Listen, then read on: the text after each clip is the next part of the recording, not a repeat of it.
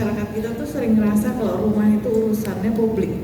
Tiap-tiap warga negara Indonesia, tiap-tiap keluarga, itu yang membuat kita tuh susah gitu untuk masuk. Ini tuh urusan publik, urusan banyak orang, bukan privat gitu ya.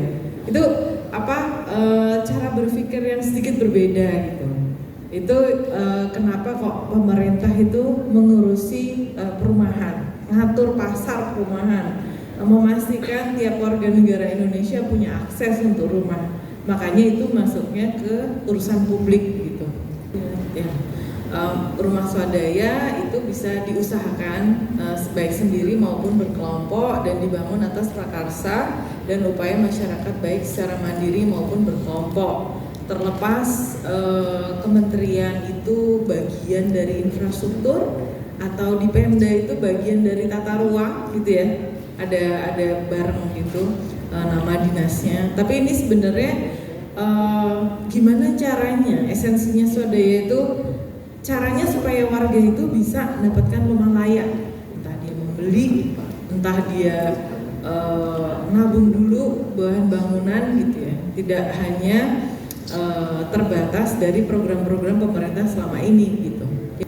Oke, kenapa kok penting? Karena sekarang kita dari dulu ya dibilang berapa persen? Pak Sekar 85% rumah dibangun secara swadaya gitu.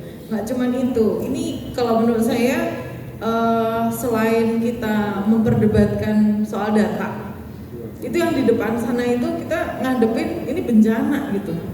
Jadi kalau misalnya tiap warga negara Indonesia kita ngakses bahan bangunan dan membangun, dia udah susah-susah bangun tapi ternyata rawan bencana, itu berat sekali gitu buat masyarakat kita karena dia semua nanggung resikonya itu. Nah sekarang pertanyaannya, si klinik ini dibutuhkan karena mereka tidak sekedar tidak punya uang untuk bangun rumah, tapi pengetahuannya cukup untuk bisa bangun secara aman.